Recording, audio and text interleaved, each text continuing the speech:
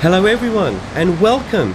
Today I'm at Sydney's Coogee Beach, 22 minutes from the heart of Sydney CBD. Coogee Beach is one of those unspoiled beaches we have here in Sydney. It's a stunning day today. The people are out, the waves are crashing, and I can definitely smell that salt water in the air. And if you're fortunate enough to stay in Coogee for a short time, there is a very special hotel with a very ironic name.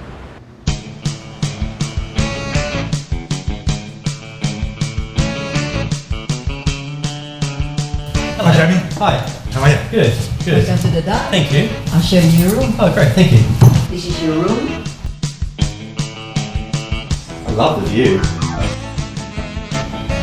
Shall we have a tea? Sure. Great. So, why do people come to Coogee?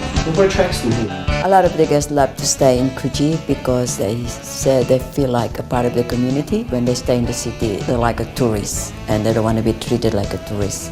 Here they were amazed they can walk around, wander around, and people say hello to them. It's one of the attractions of Coogee. Coogee beach culture, it works for people. I don't think it's intimidating. It's a family-friendly beach, a village atmosphere. It's got all these wonderful walks.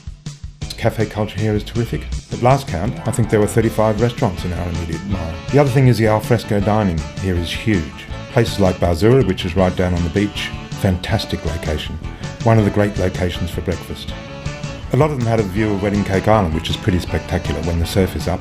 In the winter months, you're bound to spot a whale off the coast. It's all out there. Mercedes is here for breakfast in the morning. When she's setting them up for breakfast, she can advise them on what walks to go on, what buses to catch. That's one thing Mercedes can say to the guests in the morning. If you want to go to the Opera House, bus is there, takes you to the Opera House. Can't beat that. There's no confusion. Transport to Coogee is just fantastic. You haven't always been in hotels. When did you decide that you wanted to run one? When I was younger, I had a job where I was moved around quite a lot, and I had a stint in Italy. I was put in this huge hotel. I didn't like that much, so I went to the more personalised pensioni. I thought this was a great way for hotels to be. You know, you engage with the owners. They're usually family run, and you feel very comfortable. You feel you're a part of that community. And from that point, I always had in the back of my mind that it would be nice to have a hotel one day and do pretty much the same thing. Be really involved with the guests, not treat them like numbers. Really engage them, know everybody's name, and I think we achieved that. Particularly the breakfasts work really well for us. Mercedes gets really involved with the guests, gets them to talk to each other, and engages them with the other guests, which seems to be a wonderful thing. They all get really involved with each other, some of them go away, and even become friends. We call it no frills breakfast. We call it healthy breakfast. You know, after a minute when they learn how to do the coffee, next thing you know, they're talking with some guests, or if they want privacy, then get all the papers and read. So it's basically very relaxed atmosphere breakfast. The good thing is they don't have to rush because the breakfast continues until midday. So that's most of the guests that I love it, because they don't feel like, they have to rush it.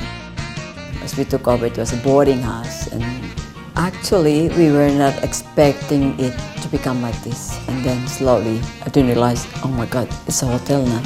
Before we knew it, we got all these professors, doctors, and holiday makers. Really changed from boarding house.